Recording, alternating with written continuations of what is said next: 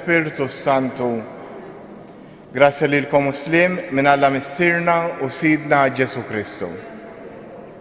U t-leżis l-lum għedin offru dil-Qoddisa għal-Roħ Giuseppi, Carmela u Vitor Buħaġa.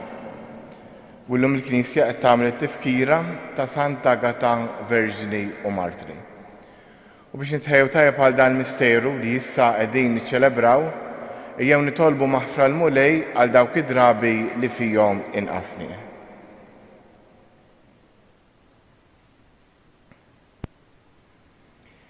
Int li tiftaħ dirajk lil-midinbin u taħfrilhom, mulej ħnina. Int ir-raj it-tajjeb li tara fin-naġ tiegħek, Kristu ħnina. Int li dejjem tfittex in-naġa l-mitlufa, mulej ħnina. Iħenna lina Alla li jista' kollox, jaħfrinna dnubitna u jwassalna għal ħajja ta' dejjem. Nitolbu. Għatina mulej il-maħfra ta' dnubitna, għat-talb tal-Verġni u Martri Santa Agata, li dejjem sabet grazzja quddiemek għas-safa ta' ħajjita u għall-qawwa li wriet fil-martirju tagħha.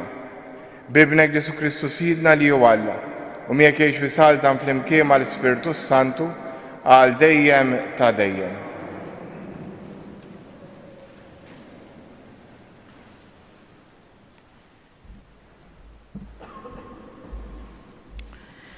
Qari mill-ittra lil-Lud, Ħuti, ħatibqa' magħkom l-imħabba tal-aħwa.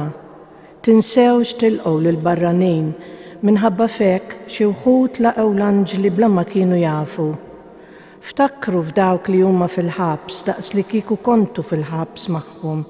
Ftakru wkoll f'dawk li qegħdin ikasbruhom daqs li kieku qegħdin ikasbru lilkom f'ġisimkom. Ħalli jkun iż-żwieġ tagħkom miżmum fil-ġieħ minn kulħadd u s-sodda ta' żwieġ bla tinġis għax Alla għad jagħmel ħaq miż-żinja u mill-adulteri. Tkunux mogħtija għar-rejba tal-flus, kunu kuntenti b'dak li għandkom, għax Alla stess qal, jien minix se nħallik, anqas nitilqek. Għalhekk nistgħu ngħidu b'qalbna qawwija, il-mulej għajnuna tiegħi jien ma nibżax x'jista' jagħmel lill-bniedem. Ftakru f'dawk li jmexxukom, dawk li waslulkom il-kelma ta' Alla. Aħsbu fuq it-tmiem ta' ħajjithom, imxu fuq l-eżempju tal-fidi tagħhom. Ġesu Kristu hu dak li kien fl-imoddi issa u għal dejjem. Il-kelma tal-mulej. Il-mulej id-dawl u s-salvazzjoni tiegħi. Il-mulej id-dawl u s-salvazzjoni tiegħi minn min għandi nibża. Il-mulej hu il-ken tiegħi quddiem min għandi nitwerwer. Imqar jekk eżerċtu iqum għalija, xejn ma tibża qalbi. Imqar jekk gwerra tqum kontrija, jien nibqa' qalbi qawwija. Għax hu jaħbini fl-għarix tiegħu, meta nsib ruħi fil-għawġ, jistorni fis-satra ta' daru, fuq blata fil-għoli iqedni. Il-mulej. Jien wiċċek infittex mulej, la taħbix wiċċek minni, la twarrabx blerra l-qaddej tiegħek, int l-għajnuna tiegħi tħallinix u titlaqnix.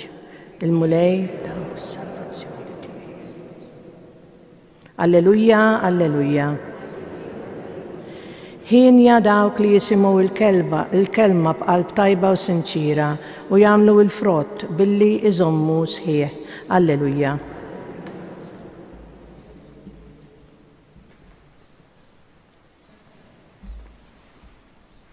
Il-mulej magħkom. Qari mill-Evanġelu skont San Mark. F'dak iż-żmien is-Sultan Erodi sama b'Ġesu għax ismu kien sar magħruf u xi wħud bdew jgħidu Ġwanni l-Battista qam mill-imwiet minħabba fekk li setat tal-mirakli qegħdin jaħdmu fih. Imma oħrajn bdew jgħidu dan Elija u oħrajn profeta bħal wieħed mill-profeti l-oħra. Iżda Erodi meta sama bih qal Ġwanni l-Battista li tajtlu rasu u qam mill-mewt. Għax kien Erodi stess li bagħat jarresta lil Ġwanni u qaflu fil-ħabs minħabba Erodja mart ħoħ Filippu billi kien iżżewwiġha hu. Għax Ġwanni lil Erodi kien jgħidlu: ma tistax iżomma int il-mara taħuk. Għalhekk Erodja saret tobodu u kienet trid toqtlu, imma ma kienx tista' għax Erodi li kien jaf x'raġel tajjeb u qaddis kien Ġwanni kien jibża minnu u kien iħarsu mill-lawġ u kien iħobb joqgħod jisimgħu għad li kien jibqa' mħasseb ħafna wara li jisimgħu. Mela wasal jum tajjeb meta Erodi għalaq snienu u għamel ikla lill-gbarat tiegħu lill-Fariżej l-għolja u l-aqwa nies tal-Galilija. Bint Erodja daħlet tisfen u oġbot lil Erodi u l-mistednin tiegħu. Is-sultan qal li tfajla: itlobni kull ma trid u jien nagħtik kull ma titlobni. U qalilha u ħalfilha: titlobni x'titlobni, kollox nagħtik, imqar nofs is-saltna tiegħi. Dik ħarġet u marret tistaqsi lill-omma tgħid x'nitolbu. Ras Ġwanni l-Battista weġbitha dik. Malha reġgħet daħlet taġġel quddiem is-sultan tal-bidu qaltlu: irridek issa stess tagħtini ras Ġwanni l-Battista fuq plat. Tnikket għall-aħħar is-sultan, iżda minħabba l-ġurament u l-mistednin ma rridx jerġa' rumla mill-kelma li ta'. Malajr is-sultan bat minn ta' madwaru soldat u ordnalu jġiblu rasu. Dak maru qatalu rasu fil-ħabs, imbagħad ġieba fuq platt u tali tfajla. U tfajla marret tagħta lill-omma. Meta d-disċipli tiegħu semgħu b'dan, ħadu l-ġisem tiegħu u difnuh ġo qabar. Il-kelma tal-mulejn.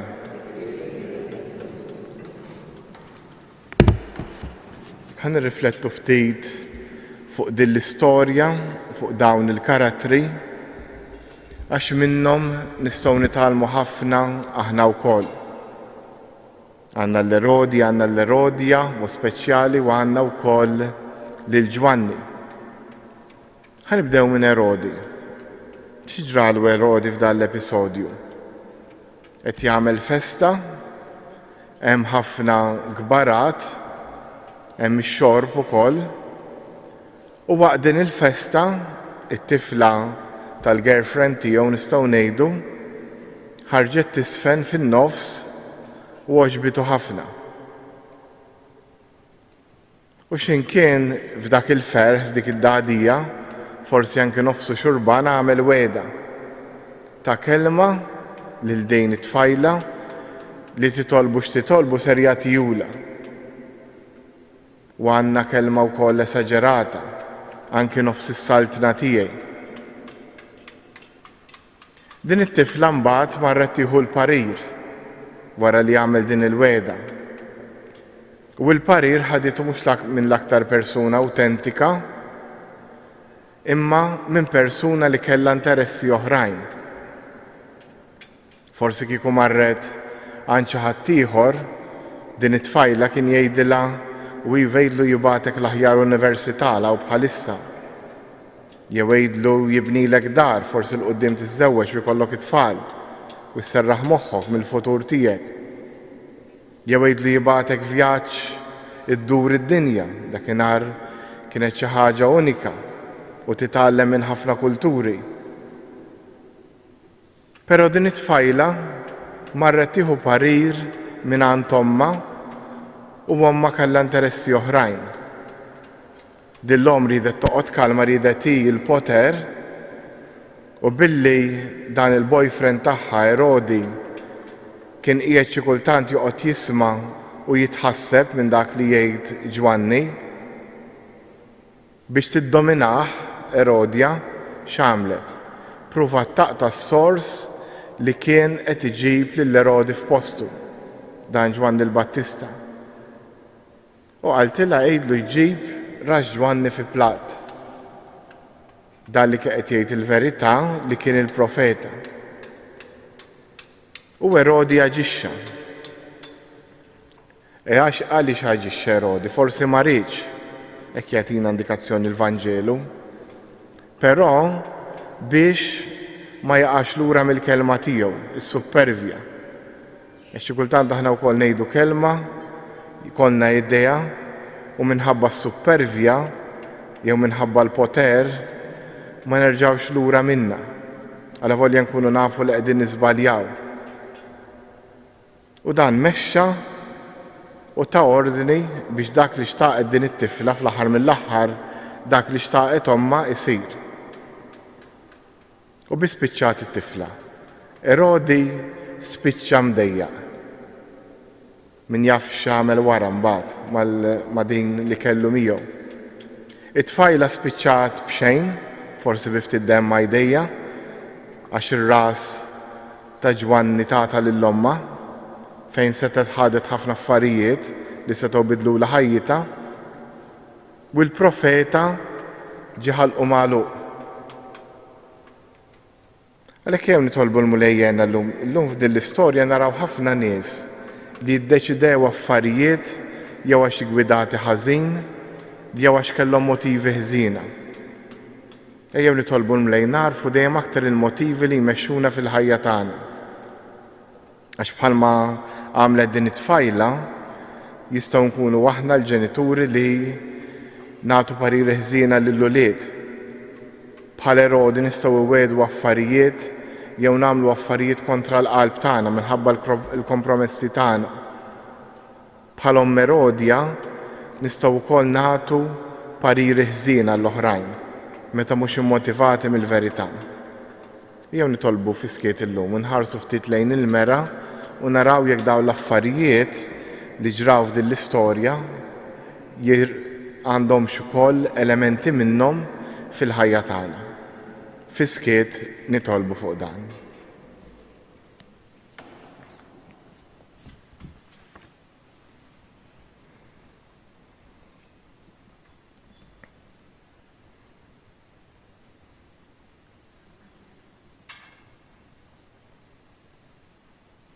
U issa nqumu bil-wifqa u resqu t-talbit tagħna il-Missierna tas-sema. Tolbuk Missier ħanina l-Knisja l-Papa l-isfijiet tas-saċerdoti biex il-Knisja tkompli tagħmel u tieħu deċiżjonijiet skont il-qalb tiegħek. Nitolbu. Resqulek Missier ukoll il-kull wieħed waħda minnha biex fil-mumenti tad-deċiżjoni immorru nikkonsultaw ma' min jista' jgħinna u mhux ma' min jista' ifixkilna. Nitolbu. Resqulek Missier ħanin ukoll il-Pellegrini College jżuru dan is-santwarju, mod speċjali s-saċerdoti li jservu f'dan il-post biex jagħtu pariri sewja. Nitolbu. U issa fiskiet jew resqu talb tagħna il-Missierna tas-sema.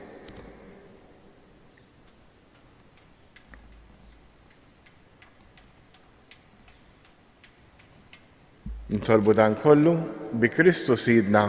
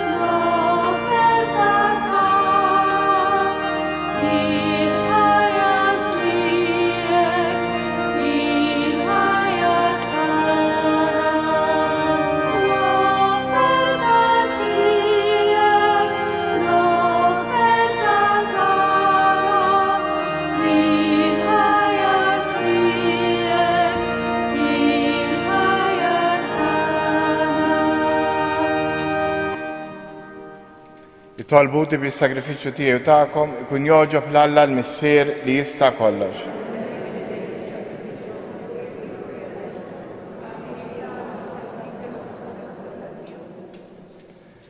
Fuq l-artal tiegħek mulej, aħna l-qaddejja tiegħek għedna l-offerta tagħna.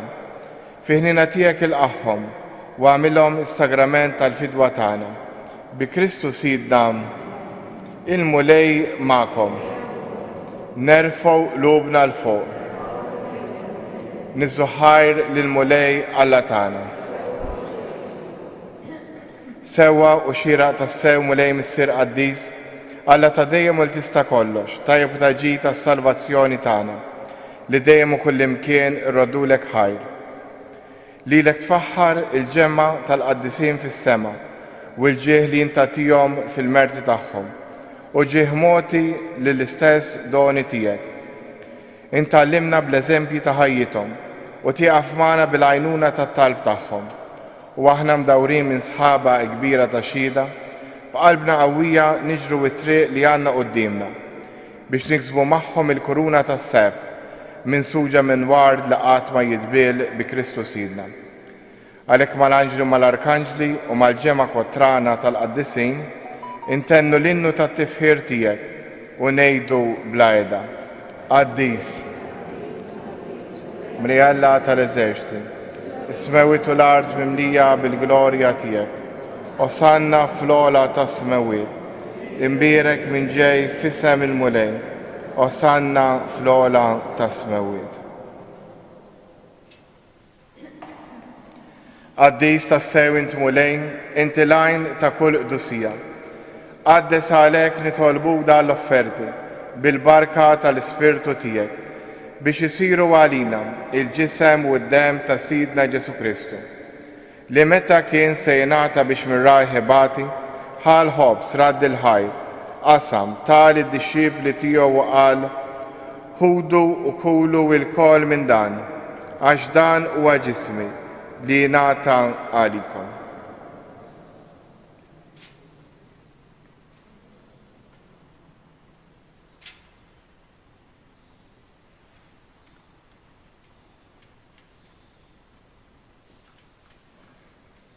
Jekk ukoll wara li klaħa l-kalġ reġrat il-ħajr tal id-dixxipli tiegħu qal: ħudu u xorbu minnu l-koll, għax dan huwa l-kalġ ta' demmi, tal-patt il-ġdid li jibqa' l dejjem, id-demm li jxerret għalikom u għall-bnedmin kollha għal maħfra tad-nubiet.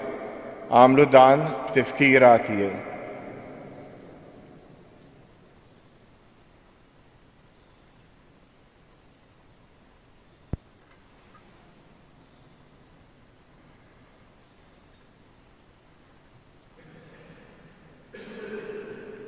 Danu il-misteru tal-fidi. Nħabru l-mew tiegħek mulej, inxandru bil-ferħ l-qawmin tiegħek, nistennewk sa ma tiġi fil-glorja. Għalhekk aħna nagħmlu dan b'tifkira tal-mewt u l-qawmin ta' Sidna Ġesu Kristu, nofrulek mulej il-ħofs tal-ħajja u l-kaġ tas-salvazzjoni, u rroddulek ħajra xogħġbok tilqana hawn quddiemek biex naqduk. U miċ-ċokontana nitolbu li l-Ispirtu Santu jaqadna f'ġisem wieħed, li jiena nieħdu sem il-ġisem u d-dem ta' Kristu. Ftakar mulej fil-Knisja tiegħek imxerda mad-dinja kollha, wettaq fl-imħabba, flimkien mal-Papa Franġisku, l-Isqof tagħna Anton u mal-Ministri tiegħek kollha. Ftakar ukoll f'ħutna li raqdu bit-tama tal-qawmien, ftakar f'Giuseppi, Carmela u Vitor, ftakar fil-mejtin kollha. Daħħalhom quddiemek fid-dawl tas-seb tiegħek. Ħenna lilna l-kol nitolbuk, għatrilna wkoll il-wirt tal-ħajja ta' dejjem. Flimkien mal-Verġni Mqazza u Alla Marija, żewġa Giuseppi l-Apostli u l-Qaddisin kollha li jgħixu fil-ħbiberija tiegħek sa mill-bidu tad-dinja. Għamel li magħhom infaħruk u nsebħuk b'Ġesu Kristu ibnek. Bi Kristu, ma' Kristu u fi Kristu. Jingħata lilek Alla missier li tista' kollox, flimkien mal-Ispirtu Santu, kull ġieħu glorja għal dejjem ta' dejjem. Immexxija mill-istess Spirtu li mexxa lil Ġesu, ejjew nitolbu t-talba li hu stess għallimna. Missierna li inti fis-smawiet jitqaddes ismek, tiġi saltnatek, ikun li trid kif is-sema hekk fl-ard. Ħobżna ta' kuljum għatina llum, aħfrinna d-nubietna, bħalma naħfru il-minu ħati għalina. La daħħalniex fit-tiġrid, iżda ħlisna mid-deni. Ħlisna nitolbuk mulej minn kull deni. Għatina fit-tiba u l-ħnina tiegħek il-paċi fi żmienna biex inkunu ħielsa dejjem mid-dnub u imħarsa minn kull inkwiet. Aħna u nistennew u nittamaw il-għena u l-miġi tas-Salvatur tagħna Ġesu Kristu. Mulej Ġesu Kristu li jgħid l-apostli tiegħek inħallihilkom islim, natikom islim tiegħi. La tħares lejn dnubietna, iżda ħares lejn il-fidi tal-Knisja tiegħek. Għatija slim u laqda li int trid fija, int li tgħix fis-Saltan għal dejjem ta' dejjem. Il-paċi tal-mulej tkun dejjem magħkom. Għatu l-paċi lil xulxin. Ħaruf tal-lam.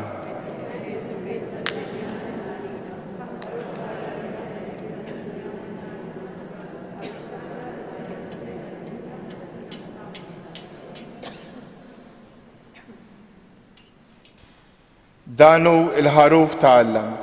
Danu li jneħħi d-nubiet tad-dinja. Ħen jindawk li huma mistiedna għall-ikla tal-ħaruf.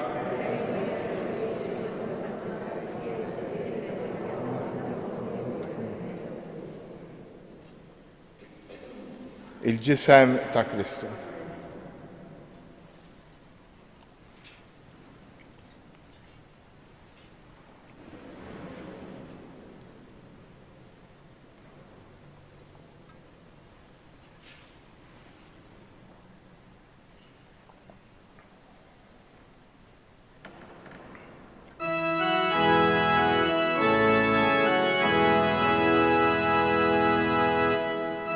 Real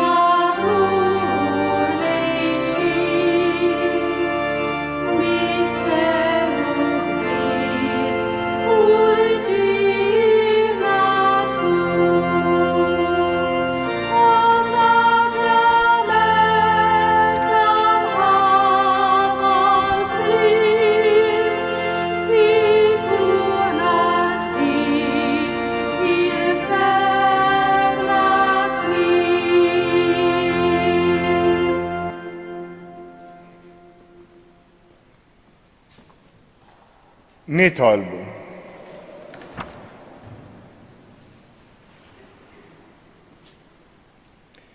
Bl-umiltà kollha mulej nitolbu l-ħnina tiegħek biex issa li tmajtna bil-ħobs tas-sema fil-fer tat-tifkira ta' Sant'Agata jistħoqilna neqilgħu il-maħfra ta' dnubietna, il-għajnuna meħtieġa f'din il-ħajja, il-grazzja tiegħek u l-glorja ta' dejjem. Bi Kristu Sidna, il-mulej magħkom. U jberikkom Alla li jista' kollox, il-Missier, l-Iben u l-Ispirtu Santu. Morru u għejxu fil-paċi ta' Kristu.